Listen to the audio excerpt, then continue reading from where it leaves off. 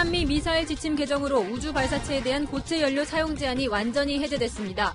군사용 정찰 위성을 확보할 뿐 아니라 우주 산업의 급성장을 기대할 수 있게 됐습니다. 박지원 국정원장 후보자의 서명이 있는 대북 송금 비밀 합의서를 공개한 통합당이 믿을 만한 전직 고위공무원의 제보라며 출처를 공개했습니다. 하지만 민주당은 가짜 문서라며 단독으로 박 후보자 인사청문 보고서를 채택했습니다. 강화도 한강하구 배수로를 통한 월북 사건과 관련해 군이 뒤늦게 감시 장비 영상에서 흔적을 찾았습니다. 우리 군의 첨단 장비에 사각지대가 있는 것으로 드러났습니다.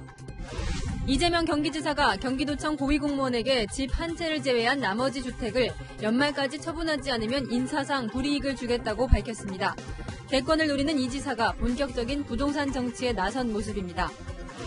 대구시청 여자 핸드볼팀 감독이 선수들에게 술자리를 강요하고 술 시중까지 들게 했다는 폭로가 나왔습니다. 선수들은 성추행도 당했다고 주장했습니다. 단독 보도합니다. 이 사람만을 위한 건가? 사실 여자였지? 중국 양쯔강에서 올 들어 벌써 세 번째 홍수가 발생해 오늘 4명이 숨졌습니다. 불어난 흙탕물이 한 달 뒤면 제주 앞바다까지 흘러오는데 우리 양식업에도 타격이 예상됩니다. 안녕하십니까. 뉴스데이 동정민입니다. 우주 개발에 큰 족쇄가 오늘 풀렸습니다. 한미 양국이 미사일 지침 개정에 합의하면서 오늘부터 우리는 가격이 싸고 금방 주입할 수 있는 고체 연료를 사용해 우주 발사체를 개발할 수 있게 되었습니다. 이 군사용으로 전용될 수 있다며 반대해온 미국이 풀어준 건데요. 아직 한 대도 보유하지 못한 군사용 정찰 위성도 가질 수 있게 되었습니다. 이번 개정 내용과 의미 강지혜 기자가 전해드립니다. 앞으로는 우주 발사체 연료로 고체 연료를 자유롭게 사용할 수 있게 됐습니다. 기존의 액체 연료뿐만 아니라 고체 연료와 하이브리드형 다양한 형태의 우주 발사체를 아무런 제한 없이 자유롭게 연구 개발하고 그동안 우리 정부는 한미 미사일 지침에 막혀 액체 연료를 사용하는 우주 발사체만 개발할 수 있었습니다. 액체 연료는 구조가 복잡해 개발이 어렵고 주입에 오랜 시간이 걸린다는 단점이 있습니다. 반면 고체 연료는 발사체 내에 항상 저장돼 있어 이동이 쉽고 신속한 발사가 가능합니다. 제작비도 액체 연료에 비해 저렴합니다. 이번 미사일 지침 개정으로 우주 탐사에 활용하는 소형 인공위성과 군사용 감시정찰 위성 개발 등이 탄력을 받을 전망입니다. 저렴한 고체 연료를 활용해 적궤도 인공위성을 상대적으로 쉽게 쏘아 올릴 수 있기 때문입니다. 현재 우리나라는 군사용 정찰 위성을 단 한 대도 보유하지 못하고 있습니다.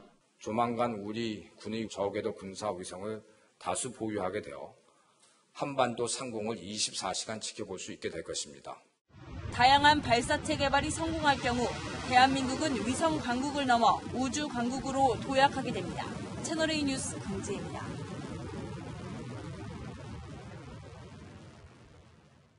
또 하나 남은 한미 미사일 지침은 800km로 묶여있는 사거리 제한입니다. 청와대는 머지않아 이 미사일 사거리 제한도 완전히 풀겠다고 밝혔습니다. 대륙간 탄도미사일을 가진 북한과의 격차가 크기 때문입니다. 남북의 미사일 전력 격차는 유준 기자가 짚어드립니다. 평양 상공에 폭죽이 터집니다. 정전협정 체결 67주년을 맞아 북한은 수백 명의 노병을 불러 6.25 때와 달라진 위상을 과시했습니다. 우리는 핵 보유국으로 자기 발전의 길을 걸어왔으며 자위적 핵 억제력으로 하여 이 땅에 더는 전쟁이라는 말은 없을 것이며 북한은 사거리 10,000km 이상의 대륙간 탄도미사일 화성 15형을 보유하고 있습니다. 화성 15형 무기 체계는 미국 본토 전역을 타격할 수 있는 초대형 중량급 핵탄두 장착이 가능한 대륙간 탄도로 곁들여서 고체 연료 기반의 잠수함 발사 탄도미사일 북극성 1, 2, 3형도 전력화에 들어갔습니다. 10월 당 창건일 때 신형 전략무기 공개 가능성도 점쳐지고 있습니다. 반면 우리가 가진 가장 강력한 미사일은 최근 발사에 성공한 사거리 800km, 탄두 중량 2톤의 현무포입니다. 한미 미사일 지침에 따라 사거리를 마음대로 늘릴 수 없기 때문입니다. 김현종 청와대 국가안보실 2차장은 800km 사거리 제한을 푸는 문제는 머지않아 때가 되면 해결될 것이며 미사일 족쇄를 완전히 풀겠다고 밝혔습니다. 사거리가 풀리면 우리도 대륙간 탄도미사일을 만들 수 있지만 핵탄두가 아닌 고폭탄으로는 전략적 가치가 크지 않습니다. 오히려 중국과 일본 등 주변국 무기 경쟁만 부추길 우려가 있습니다. 때문에 북한 견제를 위해서는 우라늄을 연료로 하는 핵 추진 잠수함 개발 족쇄를 푸는 게 더 효과적이란 지적도 나옵니다. 채널A 뉴스 유주은입니다. 우리 경계태세는 취약하지 않고 경계 실패는 우리보다 북한이 더하다. 정경두 국방부 장관은 오늘 탈북자의 월북을 막지 못한 데 대해 책임을 통감하면서도 이렇게 해명했습니다.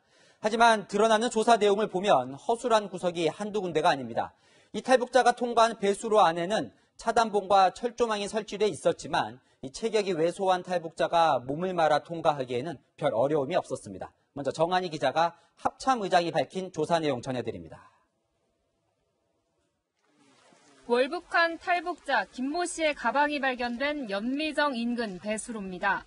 밖에서 보기엔 사람이 쉽게 드나들 수 있는 크기로 보이지만 안은 더 작고 차단 장애물이 이중으로 설치돼 있습니다. 하지만 훼손된 흔적이 없어 어떻게 통과했는지 의문이었는데 오늘 합참 의장이 그 과정을 밝혔습니다. 이번에 월북 인원은 신장이 163cm, 몸무게 54kg 정도의 매우 왜소한 인원입니다.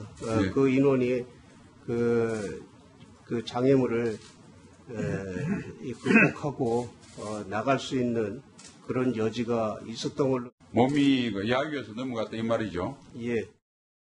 국방부 규격에 따르면 배수로 안에는 철근으로 된 침투 차단봉이 20cm 간격으로 설치돼 있어야 합니다.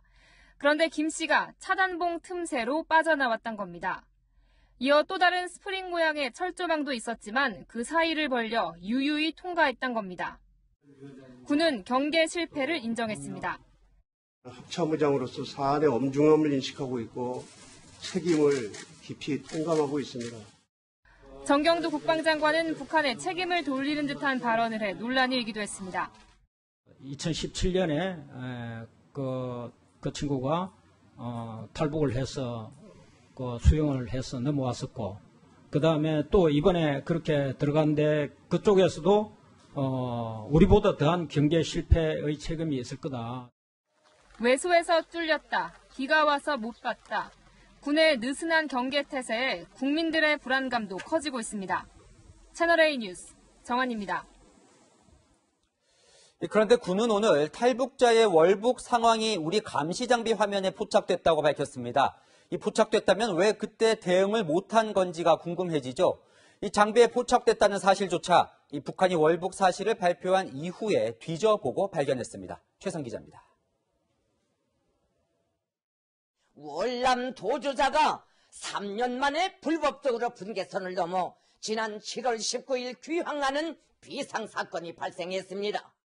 이틀 전 북한이 월북 소식을 전하고 나서야 군은 감시장비 영상자료를 샅샅이 훑어 월북자 김 씨로 추정되는 인물을 찾아냈습니다. 그리고 현재 합참에서는 감시장비에 포착된 영상을 정밀 분석 중에 있습니다. 하지만 이미 헤엄쳐 강을 건너던 상황으로 김 씨가 배수로를 나와 구명조끼를 입고 군사분계선을 넘을 때까지 군은 까맣게 몰랐던 겁니다. 열영상 감시장비 TOD는 열이 발생하는 물체를 화면에 하얗게 표현하는데 제대로 탐지하지 못했습니다. 대신 중거리 감시 카메라로 김 씨로 추정되는 움직임을 멀리서 포착한 것으로 알려졌습니다. 머리만 내놓고 갔을 개연성에 무게중심을 두고 있고, 그랬을 때 다른 부유물과 혼재되는 상황 속에서 저희가 지금 입수된 몇 가지 화면을 보아도 참 식별하기는 대단히 어려운 점이 있었다는 현재까지의 상황을 보고 드리면서 김 씨 월북 경로 주변에는 첨단 감시장비가 설치돼 있었지만 한강 하구와 북쪽 강기슭만 주시해 김 씨가 지나쳐온 뒤편에는 사각지대가 발생했습니다. 북한 침투 상황에만 초점을 맞춰 경계 시스템을 운용한 결과입니다. 군은 사각지대 해소를 위해 감시장비 운용 범위를 확대하고 비어있는 초소에 병력을 투입하는 등 경계를 강화하기로 했습니다. 채널A 뉴스 최선입니다. 어제 박지원 국정원장 후보자 청문회는 끝났지만 후폭풍은 오늘도 계속됐습니다. 미래통합당이 공개한 비밀 합의서에 따르면 2000년 남북 정상회담 당시 지금까지 알려졌던 5억 달러 외에 25억 달러를 추가로 남한이 북에 지원하는 새로운 내용이 담겨 있습니다. 이 뒷거래가 있었던 정상회담이라는 폭로인 셈이죠. 민주당은 가짜 문서라며 출처를 공격했고 통합당은 믿을 만한 전직 고위공무원 제보라고 밝혔습니다. 강병규 기자입니다. 미래통합당은 남북협력 등의 이유로 30억 달러를 북한에 주기로 한 비밀 합의서가 진본이라며 공세를 이어갔습니다. 신뢰할 만한 전직 고위공무원, 그까지만 말씀드리겠습니다. 이 문건이 진짜라면 평양에 항구가 있을 테고 우리나라의 청와대나 국정원이나 하여튼 어디에나 보관되어 있을 건다고. 전직 고위공무원이 사무실로 찾아와 직접 건넸다며 자료의 신뢰성을 강조했습니다. 사본을 제시한 것에 대해서는 극비문서라 원본을 구할 수 없었다며 청와대나 북한이 원본을 갖고 있을 거라 주장했습니다. 박지원 후보자가 비밀 합의서에 대해 말이 오락가락했다는 점도 지적했습니다. 사실이 아니다. 기억나지 않는다. 위조다. 논의했다. 이렇게 답변의 초점이 4번이나 바뀌었습니다. 그러면서 비밀 합의서 진위 여부를 확인할 때까지 박 후보자의 임명을 보류하라고 문재인 대통령에게 요구했습니다. 서훈 당시 국정원 과장이 지금 대통령 안보실장이니 물어만 보면 확인할 수 있다는 겁니다. 하지만 민주당은 단독으로 국회 정보위를 열고 박 후보자 인사청문 보고서를 채택했고 문 대통령은 임명안을 제거했습니다. 위조 문서 진위 여부는 사실 저희가 지금 알 수 없는 상황이고 조기에 밝혀지지도 않는 상황이기 때문에 임명을 연기할 수는 없는 상황이라고 판단했습니다. 그러면서 비밀 합의서는 가짜라며 가짜 비밀 합의서를 통합당에 전한 제보자를 밝히라고 역공을 폈습니다. 채널A 뉴스 강병규입니다. 공방은 거세지만 이 진실이 밝혀지기는 쉽지가 않아 보입니다. 그래서 더 공방만 커질 수도 있습니다. 여야의 속내를 이민찬 기자가 보도합니다. 박지원 국정원장 후보자는 30억 달러를 북한에 주는 비밀 합의서는 허위 날조된 것이라며 수사 의뢰 등 법적 조치를 하겠다고 했습니다. 하지만 수사 의뢰를 하더라도 위조 여부를 밝혀내기가 쉽지 않습니다. 지난 2003년 이미 한 차례 특검 수사가 이뤄진 데다 공소시효도 끝났기 때문입니다. 당시 송두환 특검이나 안대희 중수부장이 이 잡듯이 다 잡았습니다. 그러한 것은 나오지도 않았고 없습니다. 비밀 문서를 통합당에 전달한 제보자를 찾는 일에 민주당이 적극적이지 않을 수 있습니다. 조작이 됐다 하더라도 지금 수사에서 그 범인을 찾아내기는 쉽지 않을 것 같다는 생각이 드네요. 불법 대북 송금 이슈가 다시 재점화되는 게 유리하지만은 않기 때문입니다. 비밀 합의서가 있다는 통합당의 주장도 입증이 어렵기는 마찬가지입니다. 사본만 갖고 있는 통합당은 청와대를 향해 원본 공개만 요구할 뿐입니다. 통합당은 박 후보자가 인사청문회에서 거짓말을 했다고 하지만 이를 법적으로 문제 삼기도 쉽지 않습니다. 제 인생과 모든 것을 책임지겠습니다. 알겠습니다. 죄송하지만은 사본이라도 저에게 줄 수 있습니다. 예, 드리겠습니다. 현행 인사청문회법에 위증처벌 조항이 없기 때문입니다. 통합당이 요구하는 국정조사가 시작된다 해도 정치적 공방에 그칠 가능성이 큽니다. 채널A 뉴스 이민철입니다. 부동산으로는 돈 벌 수 없다는 정부의 강한 기조에 맞춰 국세청도 칼을 빼들었습니다. 최근 부동산을 산 사람들을 대상으로 강도 높은 세무조사를 실시하고 있습니다. 413명의 조사 대상 중에는 초등학교에 입학하지 않은 어린이도 있습니다. 박지혜 기자입니다. 국세청은 최근 수도권 소재 상가 건물주로부터 수상한 점을 발견했습니다. 건물주가 초등학생과 미취학 어린이였기 때문입니다. 추적 결과 건물은 어머니가 증여한 것으로 밝혀졌습니다. 부동산 매매업을 하는 어머니가 수도권 소재 토지를 매입해 상가 2동을 짓고 신축된 건물 지분을 각각 절반씩 자녀들 명의로 등기해 변칙 증여한 겁니다. 다주택자들의 자금 출처를 추적하는 과정에서 아파트 쇼핑 실태도 드러났습니다. 아버지로부터 현금을 증여받은 한 30대 직장인은 자본금 100만 원으로 지방에 1인 주주 법인을 세웠습니다. 이어 주주 차입금으로 아파트와 분양권 10여 채를 사들였습니다. 국세청은 이 직장인이 법인 명의로 집을 소유하면 세부담을 낮출 수 있다는 점을 악용한 것으로 보고 있습니다. 이 밖에도 의류를 밀수출해 번 돈으로 고가 아파트를 사들인 사업가 등 413명이 조사 대상에 올랐습니다. 조사 대상 가운데 30대가 가장 많았고 40대, 50대 순이었습니다. 소득 없는 20대 이하도 39명이었습니다. 변칙적 탈세 혐의자 3,587명에 대하여 자금 출처 등 세무조사를 강도 높게 실시하였고 탈루세액 5,105억 원을 추징하였습니다. 국세청은 향후 금융기관 계좌정보 등을 통해 자금 원천을 추적하고 신용카드 사용 내역 등을 함께 분석해 탈루세액을 신속히 추징한다는 방침입니다. 채널A 뉴스 박지혜입니다. 여당도 부동산 법안 처리에 속도를 내고 있습니다. 7월 안에 처리하겠다고 한 종합부동산세법 등입니다. 야당의 반발이 거세지만 수적 우세로 밀어붙이고 있습니다. 최수연 기자입니다. 21대 국회에서 여야가 처음으로 마주한 국회 기획재정위원회. 더불어민주당이 소득세법과 종합부동산세법, 법인세법 등 부동산 증세 3법의 상정과 표결을 강행했습니다. 국회법 제77조 및 제71조에 따라 토론을 하지 아니하고 기립 표결을 하도록 하겠습니다. 가여보 독재 앞잡이해라. 국회 국토교통위원회도 전월세 신고제의 근거가 되는 부동산 거래 신고법 등의 상정을 두고 고성이 오갔습니다.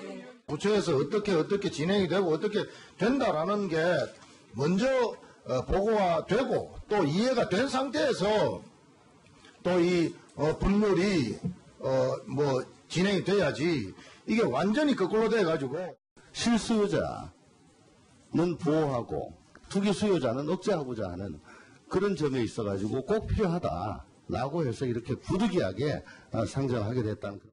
근데 단 한 번도 업무 보고보다 법안 상정을 먼저 한 전례가 없습니다. 오늘 법안을 보십시오. 이게 다 여당 의원 법안입니다.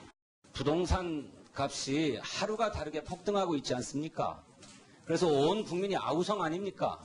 국회에서 빨리 대책 만들어달라고 하고 있지 않습니까? 네, 그래서 들어보세요. 통합당 의원들은 표장했고 민주당은 8개 부동산 법안을 통과시켰습니다. 가결되었음을 선포합니다. 같은 시각 국회 행정안전위원회에서도 부동산 취득세 세율을 올리는 지방세법 등이 단독 상정됐습니다. 채널A 뉴스 최수연입니다. 이게 다 정부가 집값 잡겠다고 시작한 일인데 아파트 전세뿐만 아니라 빌라나 오피스텔 전세값까지 오릅니다. 당정이 임대차 3법을 빠르게 추진하기 때문이라는 분석입니다. 홍유라 기자가 취재했습니다. 서울 마포구 일대 모습입니다. 부동산 규제가 집중된 아파트 단지 근처에 밀집해 있는 빌라와 오피스텔 등 이른바 서민주택. 이곳에 풍선 효과가 나타나고 있습니다. 아파트를 중심으로 심각해지던 전세난이 이 빌라와 다세대 주택으로까지 번진 건데요. 전세금은 오르고 있습니다.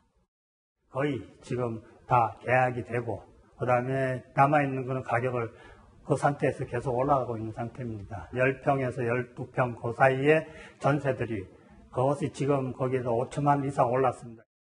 지금 거의 물건이 없어요, 전세는. 1년 전에 한 2억 초반대라고 하면 지금 2억 후반대에도 물건이 나와도 거래가 되고 있거든요. 집주인들이 임대차 3법 시행 전에 올려버린 아파트 전세 보증금을 감당하지 못한 세입자들. 이들이 빌라로 눈을 돌리면서 가격이 오르는 겁니다.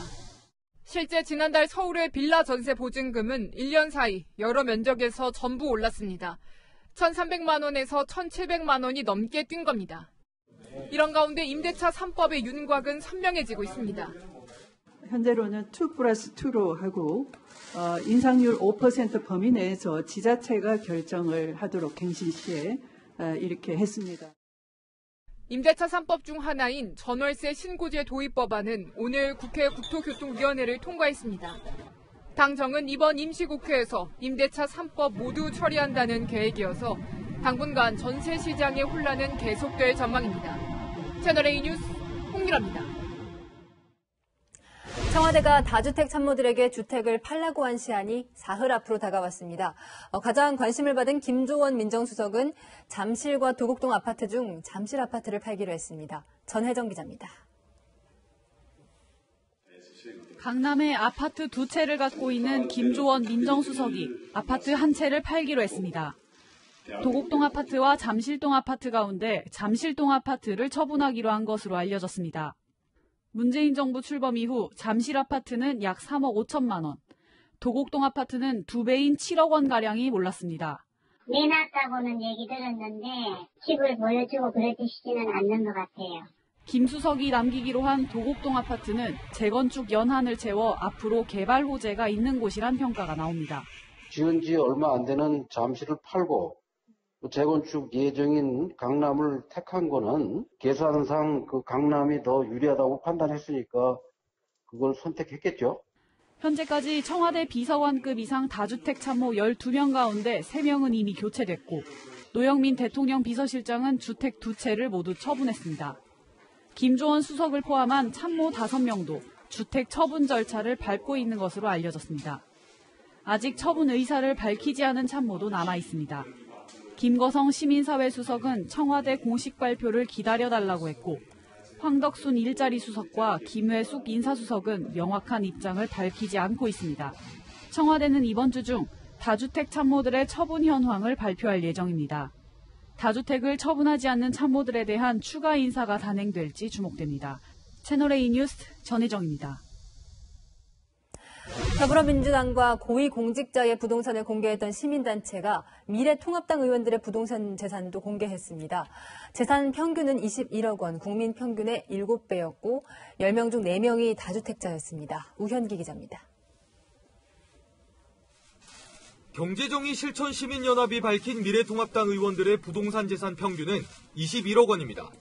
국민 평균의 7배로 정당 중에도 가장 높습니다. 민주당은 10억, 열린민주당은 11억 수준이었습니다. 부동산 재산이 가장 많은 건 박덕흠 의원으로 288억 원을 신고했고 백종헌, 김은혜 의원이 뒤를 이었습니다. 본인이나 배우자 명의로 2주택 이상을 보유한 다주택자는 41명으로 전체의 40%에 달했습니다.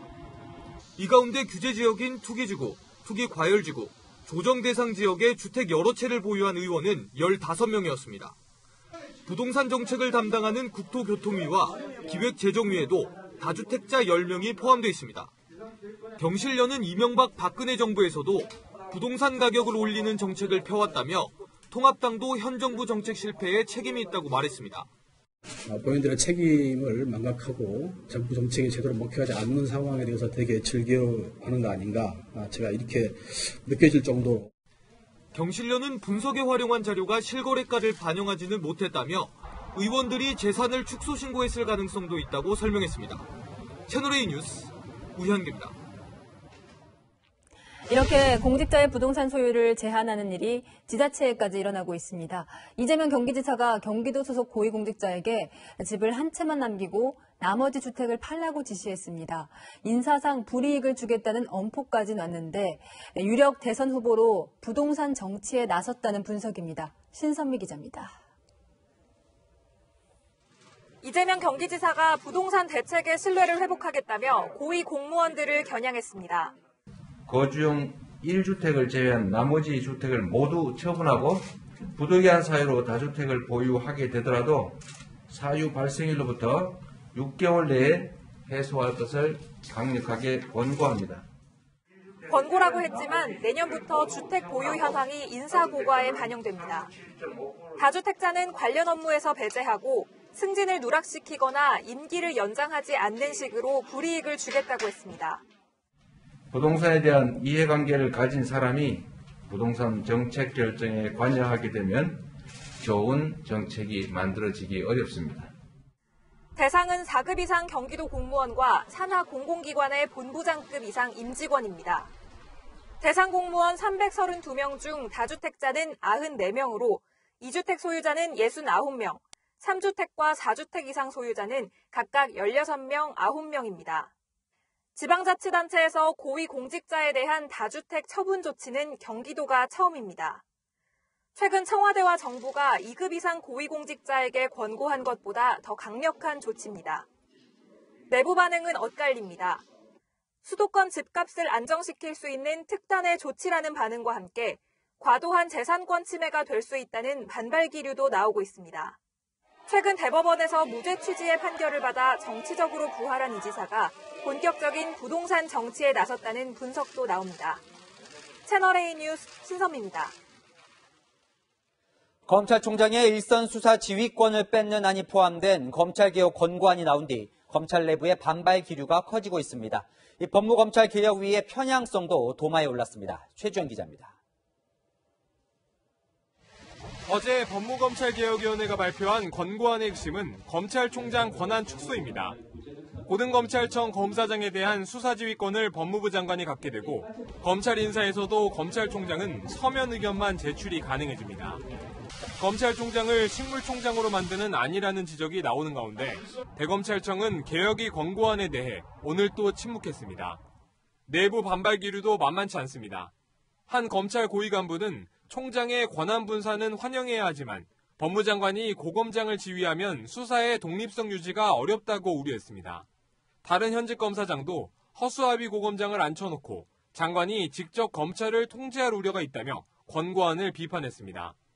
법무검찰개혁위의 편향성 논란도 일고 있습니다. 이번 권고안을 낸 2기 법무검찰개혁위원 대다수는 조국 법무부 장관 재직 당시 선발됐습니다. 법무검찰개혁을 마무리하기 위해 제2기 법무검찰개혁위원회를 구성하였습니다. 여권 성향의 법조계 인사의 목소리가 반영된 친정부적 개혁안만 잇따르고 있다는 지적이 나옵니다. 법무검찰개혁위는 모든 사안을 편향되지 않고 심도 있게 논의하고 있다고 반박했습니다. 법무부는 검찰총장 권한을 분산하고 형사사법 주체가 검사가 되도록 개혁할 필요가 있다며 권고안을 참고해 심층적인 검토를 하겠다고 밝혔습니다. 채널A 뉴스 최주현입니다. 추미애 법무부 장관, 요즘 국회에서 목소리를 높이는 일이 잦은데요. 유독 아들의 군대 휴가 미복귀 의혹 질의가 나올 때 그렇습니다. 그런데 정작 검찰 수사는 6개월째 지지부진합니다. 어떻게 진행되고 있는지 김재혁 기자가 보도합니다. 제 아들을 연결시키는 그런 질문은 바람직하지 않은. 바람직스러지 않아요. 질의에도 금도가 있다라고 생각을 합니다. 국회 대정부 질문에서 아들 관련 의혹이 나오자 발끈하는 추미애 법무부 장관. 미안양 섞인 발언도 서슴지 않습니다. 아들 수사건하고 관련이 있는 거 아닙니까? 차관으로 발령난 게. 소설을 쓰십니다. 추 장관의 아들 서모 씨는 2017년 군복무 당시 휴가가 끝났는데도 복귀하지 않았는데 이 과정에 추 장관이 영향을 미쳤다는 의혹이 제기된 상황. 미래통합당은 지난 1월 이 의혹에 대해 추 장관을 공무집행방해 혐의로 고발했습니다. 하지만 사건을 배당받은 서울동부지검은 5개월이 지난 지난달에야 당시 당직 사병이었던 현모 씨를 참고인으로 불러 조사했습니다.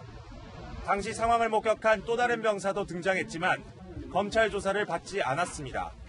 복귀를 하기는커녕 갑자기 대위가 와가지고 휴가 연장한 거를 처리해라 라고서 말하고 나갔다. 이게 말이 되냐. 통합당은 검찰이 장관에 대해 봐주기 수사를 하는 것 아니냐고 비판했습니다. 채널A 뉴스 김재혁입니다.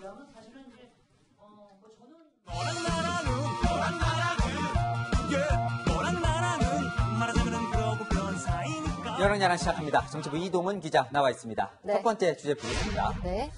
이제는 말할 수 있다. 네. 누가 큰맘 먹고 어려운 얘기를 했나 보죠? 네, 다음 달 열리는 민주당 전당대회에 최고위원으로 출마한 후보들이 한 라디오 프로그램에 출연했는데요. 이해찬 대표에 대해서 이렇게 평가했습니다.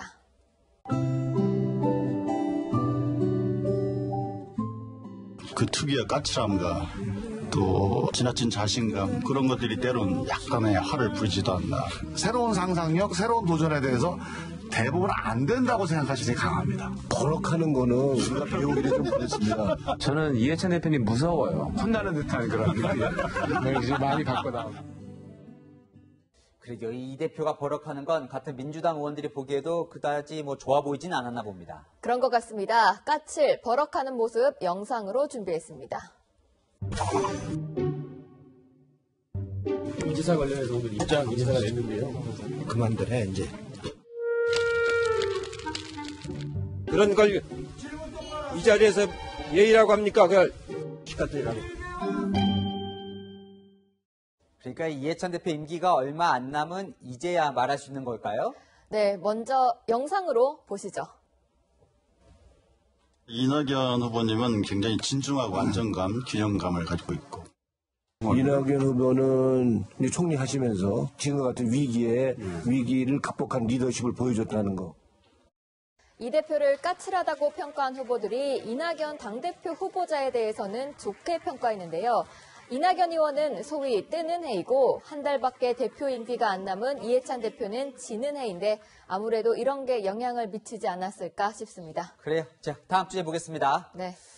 아내 찬스, 고민정 민주당 의원이 지역구 주민을 대상으로 유료 강좌를 개설했는데 그 강사로 남편을 초빙해서 또 논란이 되고 있어요. 네, 고민정 의원은 가수 하림 씨 그리고 여행작가 손민아 씨와 함께 남편 조기영 시인도 연사로 불렀는데요.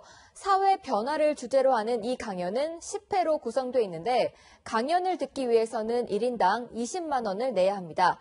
이 돈에서 강연료로 지급됩니다. 근데 왜 하필 남편을 섭외한 걸까요? 네, 고 의원이 가정에서 생계를 책임지고 남편은 육아를 맡아 하고 있는데요. 고 의원은 성평등과 육아의 중요성을 가장 잘 이해하며 몸소 실천하고 있는 사람이기에 섭외했다고 설명했습니다. 고민정 씨가 하고자 하는 일들 많이 받쳐주는 편인데 저는 이런 말들 하곤 합니다. 고민정 씨는 시를 쓰는 내가 세상에서 훔친 유일한 시다. 남편도 많이 알려져 있는 인물이긴 하죠. 네. 그래서 이 비난 여론이 나오니까 고 의원이 직접 대중의 의견을 한번 들어봤다면서요. 네, 고 의원은 논란이 일자 불편한 분들이 계신다면 강연자에서 제외하겠다. 여러분의 답을 기다리겠다고 했는데요. 고 의원의 SNS에 댓글을 단 사람들 대부분이 뭐가 문제냐는 반응을 보이자 99% 정도 분들께서 계속 진행해 줄 것을 요청했다면서 남편을 연사로 쓰기로 했습니다. 고 의원 SNS에 댓글을 단 사람들은 대부분 지지자가 아닐까요? 그럴 가능성이 크죠. 그래서 제가 일반 포털에서 관련 기사 댓글을 쭉 확인했는데요. 국회의원 신분으로 진행하는 강좌에 남편을 쓰는 건 부적절하다. 공사는 구별하자 등 비판 댓글도 제법 있었습니다. 고 의원은 언론이 맥락을 안 보고 원하는 대목만 제목으로 달아 기사를 썼다며 언론 탓도 했는데요. 고 의원이 보고 싶은 것만 보고 듣고 싶은 것만 들은 게 아닌지 되묻고 싶습니다. 네, 고 의원도 언론인 출신인데요. 언론 탓하기 전에 다른 의견에도 귀를 기울이면 좋겠습니다. 지금까지 야랑야랑이었습니다. 네, 스포츠계 갑질 폭로가 또 나왔습니다. 대구시 여자 핸드볼팀 감독이 선수들에게 술자리를 강요하며 술 시중까지 들게 했다는 주장입니다. 소속팀 선수들이 털어놓은 내용인데 성추행까지 당했다고 말합니다. 먼저 배유미 기자의 단독 보도입니다. 바짝 붙어앉은 사람들이 공연을 보며 박수를 칩니다. 테이블 위엔 술병이 가득합니다. 지난 4월에 있었던 대구시청 여자 핸드볼팀 회식 모습입니다. 당시 대구에서는 코로나19 확진자가 잇따랐습니다. 선수들은 감독이 취임 직후부터 자주 회식을 제안했고 싫어도 억지로 가야 했다고 주장합니다. 협회 관계자 등 외부인이 끼면 술 시중까지 들어야 해서 더 괴로웠다고 말합니다.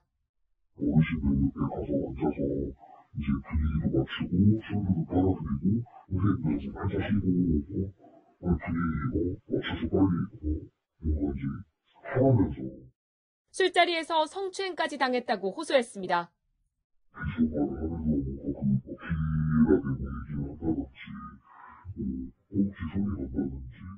하지만 선수들은 아무 말도 못했습니다. 감독이 회식 분위기가 마음에 들지 않으면 외박을 없애는 등 불이익을 줬단 겁니다.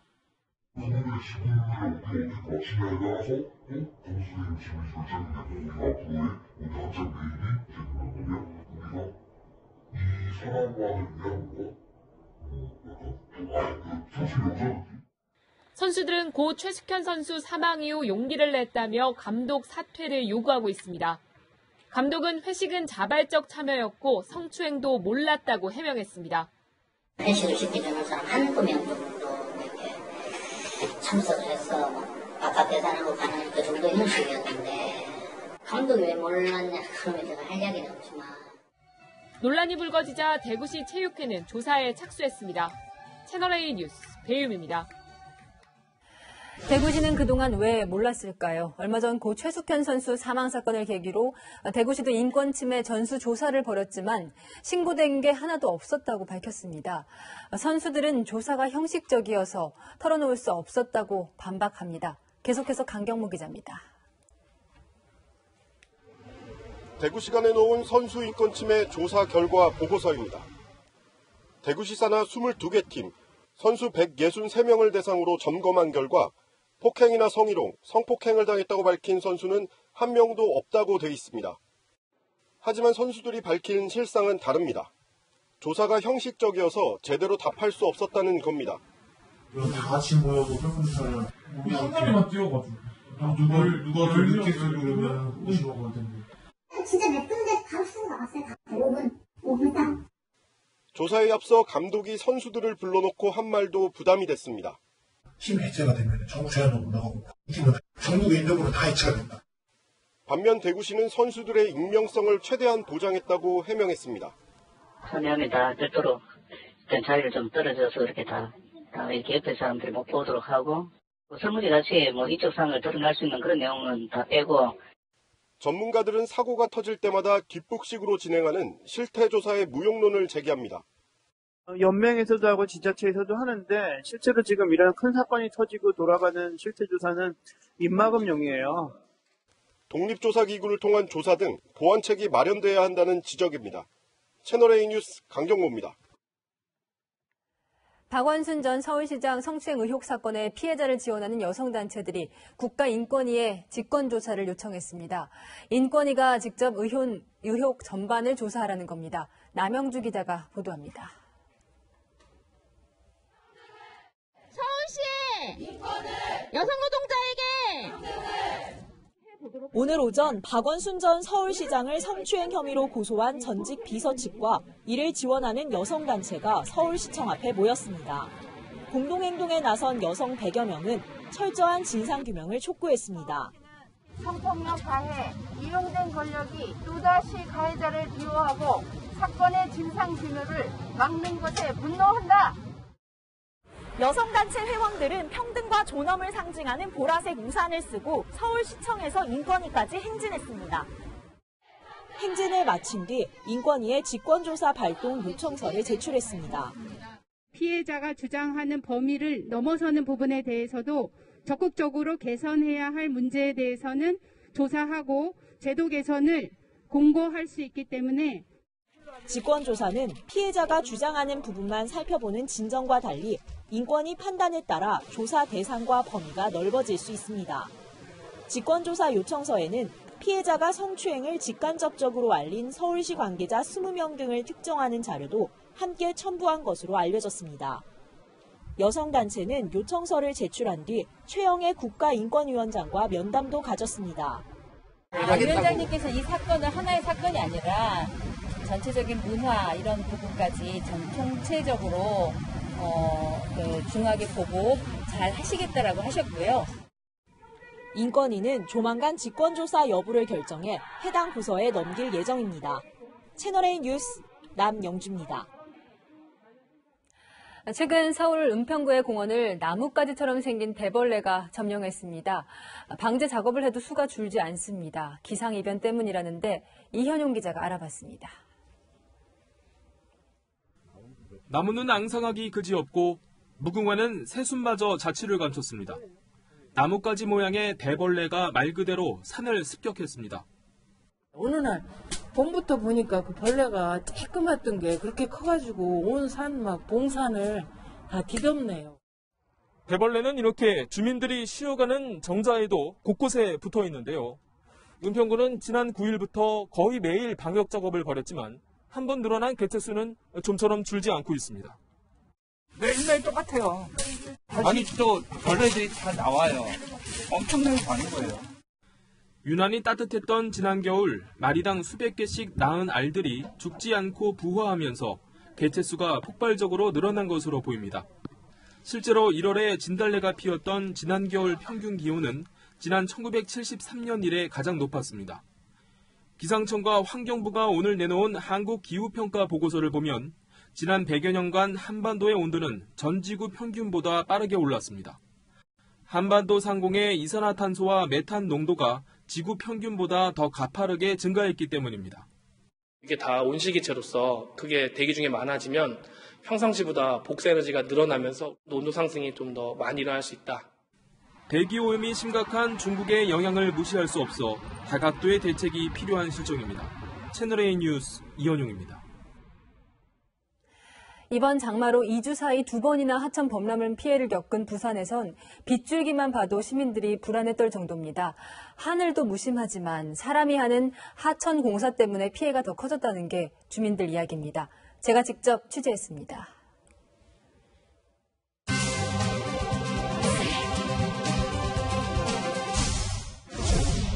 2주 동안 2번이나 하천이 넘친 부산 동천 인근 마을 주민들. 복구할 엄두조차 못 내고 있습니다. 여기 선생님이시네. 황당하죠. 지하실에만 물을 들어가는 물건은 다 차 있는데 아이고 이제 망했구나 싶은 생각밖에 안 들지요. 마티즈 여기 차가 이제 떠내려가는 걸 갖다 주인이 오가지고 마티즈를 잡고 있는 기라 안 떠내보내려고. 그래서 내가 노력했어요. 사람은 살아야 되지.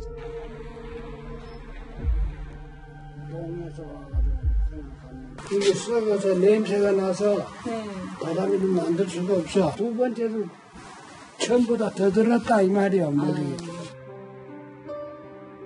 부산 동천이 범람한 건 올해가 처음입니다. 오늘 여기 피해 지금 어느 정도 60년 만에 처음. 이제 한 번만 더 넘지 뭐. 그때 뭐 할라.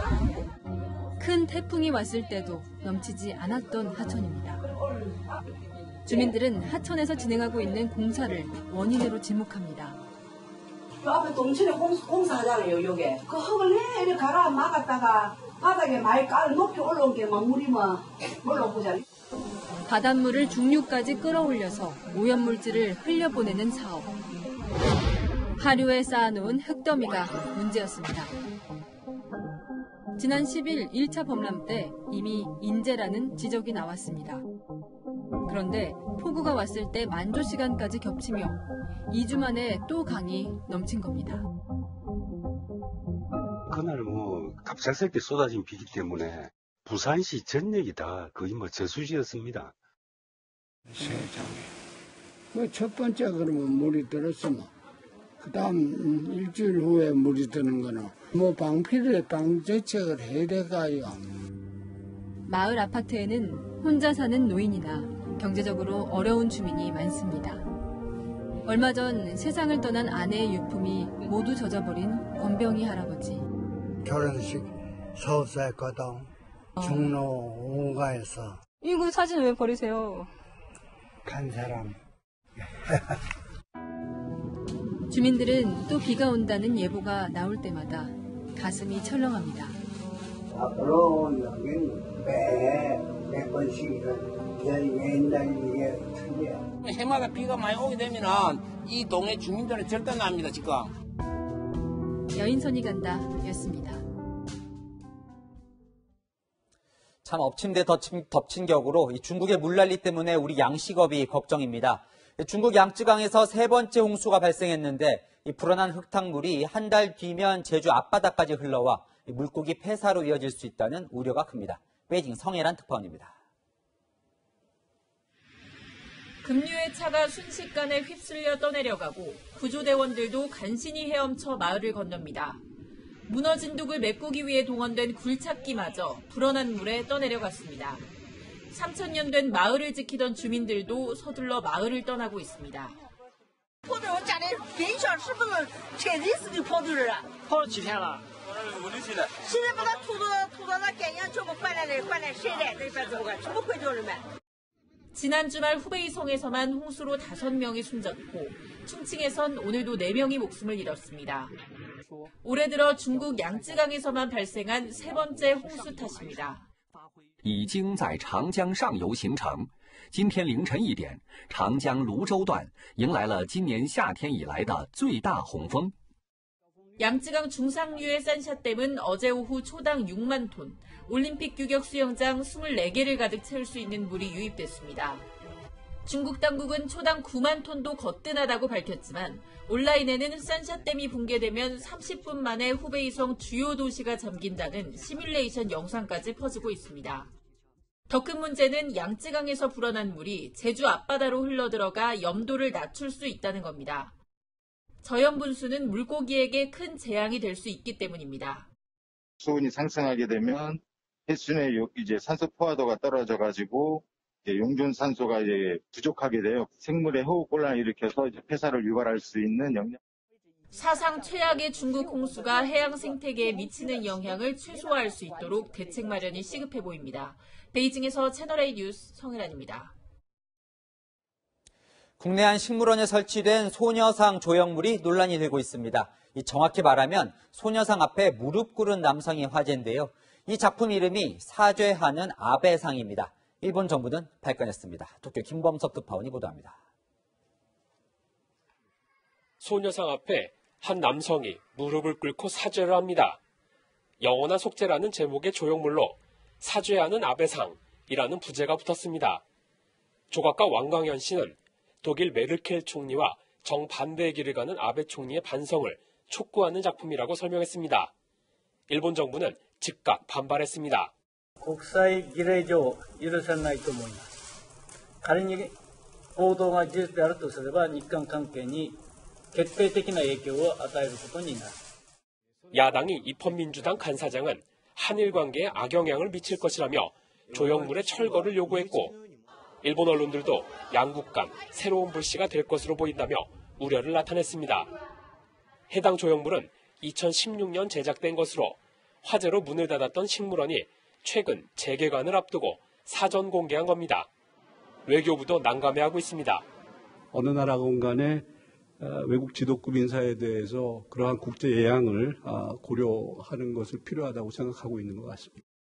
식물원 측은 다음 달 11일로 예정했던 조형물 제막식 행사는 취소했지만 동상은 그대로 두기로 했습니다. 아베를 지칭한 건 아니고 누군가 책임질 수 있는 사람이 저렇게 사죄해주면 좋겠네. 국제적으로 문제가 안 됐으면 좋겠다는 생각을 합니다. 일본 집권 여당 자민당이 정부 차원에서 이를 공식 대응할 뜻을 시사해 외교적 파장이 만만치 않을 것으로 보입니다. 도쿄에서 채널A 뉴스 김범석입니다.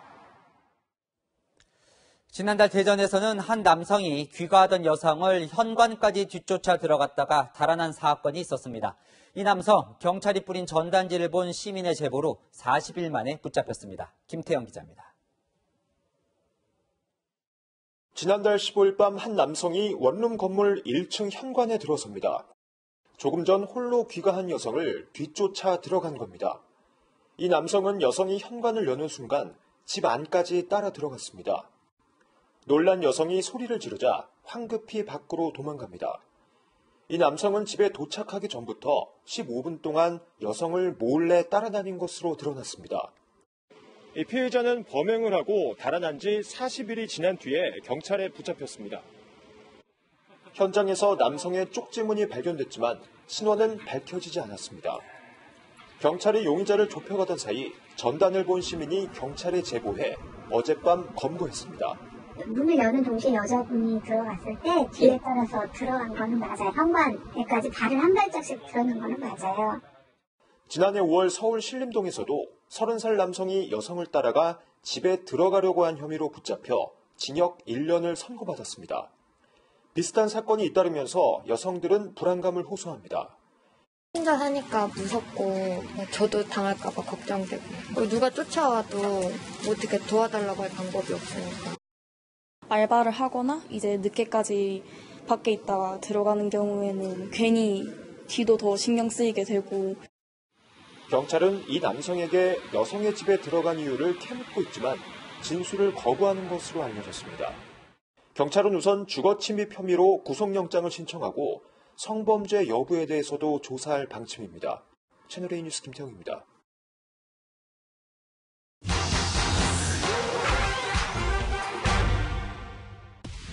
지난 19일 광주의 아파트, 한밤중 낯선 남성들이 찾아와 초인종을 눌러댑니다. 아파트에 사는 어린 자녀를 둔 가족, 경찰에 신고했고 이 남성은 붙잡혔는데 경찰 조사에서 이 채팅 앱에서 한 여성이 찾아오라며 집 주소를 알려줬다고 진술했습니다. 그런데 이들에게 가정집 주소를 건넨 여성, 실은 아랫집에 사는 20대 남성이었는데요. 왜 이런 일을 벌였는지, 초인종을 누른 남성들도 처벌을 받는지 살펴보겠습니다. 아랫집 남성은 위층 층간소음에 대한 불만 때문에 이 여성인 척 채팅 앱에 윗집 주소와 아파트 공동현관 비밀번호를 알려줬다고 진술했는데 경찰은 아랫집 남성만 주거 침입 혐의로 입건했습니다. 다른 남성들이 초인종을 누르게 만든 진짜 범인이 아랫집 남성이라는 건데 이 범죄 의사가 없는 사람을 도구처럼 이용하는 범죄, 즉 간접 정범이었다고 본 겁니다. 초인종을 누른 남성들은 처벌을 받을까요? 수사기관은 도구처럼 이용당했고 주거 침입의 고의성이 있다고 보기는 어렵다며 입건하지 않았습니다. 이용된 사람은 처벌 안 받나요? 범죄를 저지르고자 하는 고의나 목적이 있어야 되는데 전혀 없는 사람은 그 범죄로 처벌을 하지 않는다는 말이에요. 비슷한 사건 지난해에도 있었는데요. 20대 남성 A씨가 채팅 앱에서 여성 행세를 하며 내 집에서 성폭행 상황극을 하자고 30대 남성 B씨에게 주소를 알려줬는데요. 이 주소는 가짜였고 B씨가 아무 관계도 없는 피해 여성을 찾아가 성폭행하는 일이 벌어졌습니다. 그런데 재판부는 A씨의 행위를 간접 정범으로 보고 징역 13년을, B씨는 범죄가 아닌 상황극으로 인식했다며 무죄를 선고했습니다. 항소심 결과를 지켜봐야 하지만 B씨의 범행 의도와 인지 여부가 쟁점이 될 전망입니다. 이 밖에도 궁금한 점은 팩트맨 많은 문의가 있습니다. 이번 탈북자 월북 사건으로 탈북자 관리 허점이 또 드러났죠. 여기에 탈북자 신변 보호를 담당해야 할 경찰관이 탈북 여성을 성폭행했다는 의혹까지 나왔습니다. 김민곤 기자입니다. 경찰관에게 지속적으로 성폭행을 당했다고 주장하는 탈북민이 검찰에 고소장을 제출했습니다. 해당 경찰관은 일선경찰서에서 탈북민 관리를 담당하는 신변보호관이었습니다. 항의하자 촌스럽게 왜 그래? 남조선은 원래 이래. 피해자는 2016년부터 10차례 넘게 성폭행이 이어졌다고 주장했습니다. 피해자는 지난 1월 해당 경찰에 근무하는 이 경찰서에 찾아와 피해 상담까지 진행했습니다. 당시 경찰관의 실명을 언급했지만 청문감사관실은 감찰에 착수하지 않았습니다. 피해자로부터 정식으로 감찰 요구를 받지 않았다는 이유에서입니다. 본인이 명확한 의사표시를 하지 않으니까 상감찰에서 온 것이지. 청문감사관실을 찾기 전 탈북민을 관리하는 보안계에도 알렸다고 주장했습니다. 2년 전부터 피해를 호소했지만 경찰이 귀담아 듣지 않았다는 겁니다. 그게 말이 직무유기가 아닌가 싶습니다. 그렇게 따지면 경찰은 고소사건만 진행해야 되고 범죄 인지는 전혀 안 한다는 얘기가 무엇이 다른지. 경찰은 피해자가 지금의 변호인 조력을 받기 시작한 지난달에야 해당 경찰관을 대기 발령했습니다. 해당 경찰관은 성관계는 인정하면서도 성폭행은 아니라고 주장하고 있습니다. 채널A 뉴스 김민곤입니다. 3년 전 뉴질랜드에서 일한 우리 외교관이 현지 직원을 성추행한 혐의로 체포영장까지 발급됐다는 소식 전해드렸습니다. 우리 외교부가 계속 불응하자 뉴질랜드 언론들이 얼굴까지 공개하며 망신을 주고 있습니다. 김민지 기자입니다. 뉴질랜드의 한 언론사가 공개한 동남아 주요국의 총영사 A씨입니다. A씨가 지난 2017년 11월 뉴질랜드에서 외교관으로 근무할 당시 현지 남자 직원의 엉덩이를 만지는 등 성추행을 했다는 겁니다. 3 allegations of sexual assault. Each could carry up to 7 years in jail. 뉴질랜드 법원은 지난 2월 A씨에게 체포영장을 발부했지만 외교부 측은 면책 특권을 이유로 협조를 거부했습니다. Well, I think it's a denial of justice for the New Zealand citizen who has made serious allegations about the South Korean diplomat.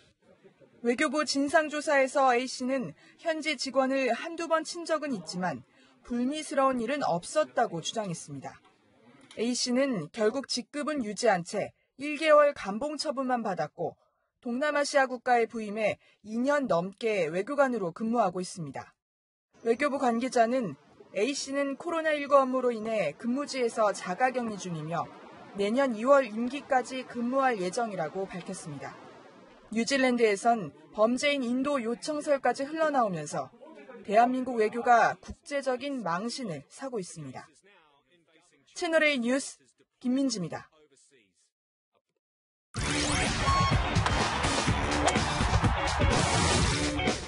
안녕하십니까. 스포츠 뉴스입니다. 프로야구 관중 입장이 시작되고 첫 주중 3연전을 맞았는데요. 티켓 구하기가 하늘의 별 따기가 되면서 비싼 값의 암표가 기승을 부리고 있습니다. 현장 취재기자 연결합니다. 김유빈 기자. 네, 잠실입니다. 지금 두산과 키움의 6회가 진행 중인데요. 두산이 김재환의 홈런으로 2점차 앞서고 있습니다. 오늘 키움에서는 새로운 외국인 타자 에디슨 러셀이 드디어 베일을 벗고 본격 출격했는데요.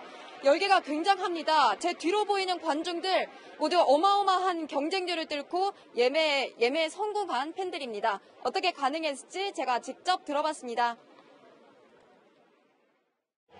계속 취소표 나오는지 계속 꾸준히 핸드폰만 쳐다보고 있었던 것 같아요. 이렇게 표를 구하기가 어려워지자 암표를 파는 중고거래 사이트는 벌써 들썩입니다.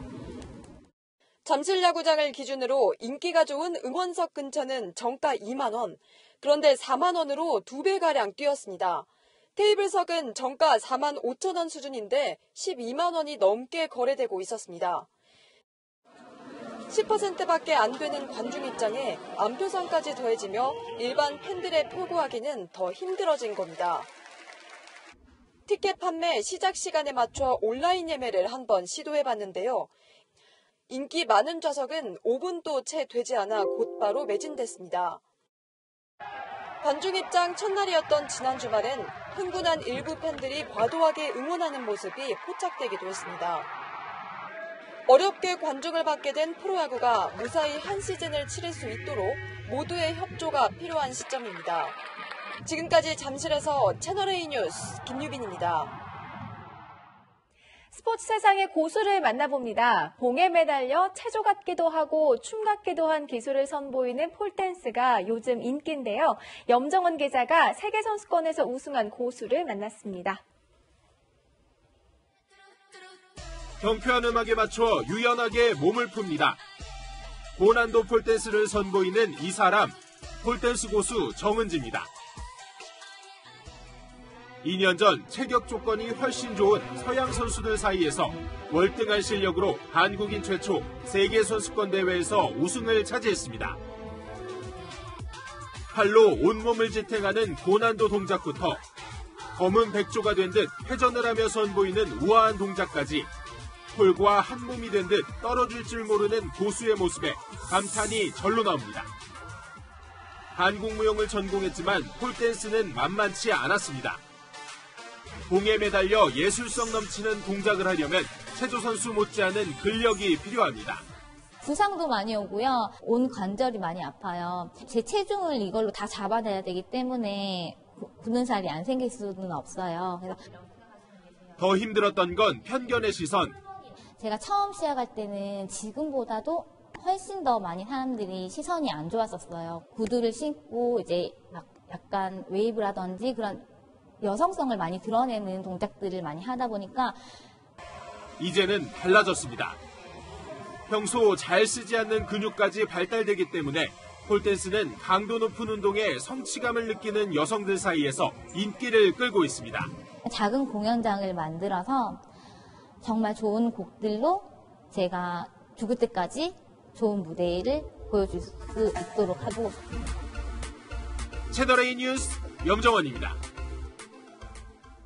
영국 체조 대표팀의 놀라운 훈련 장면 함께 보시죠. 절대 따라하면 안 되겠습니다.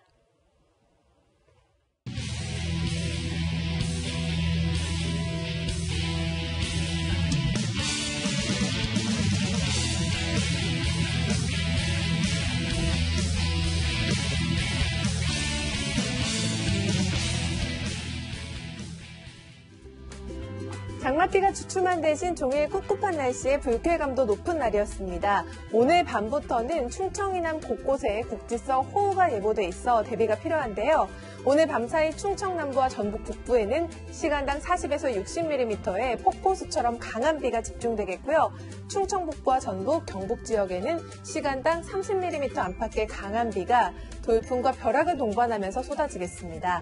내일까지 충청 남부와 전북 북부 지역에는 200mm 이상, 충청과 전북, 경북 북부에는 최고 150mm의 비가 쏟아지겠고요.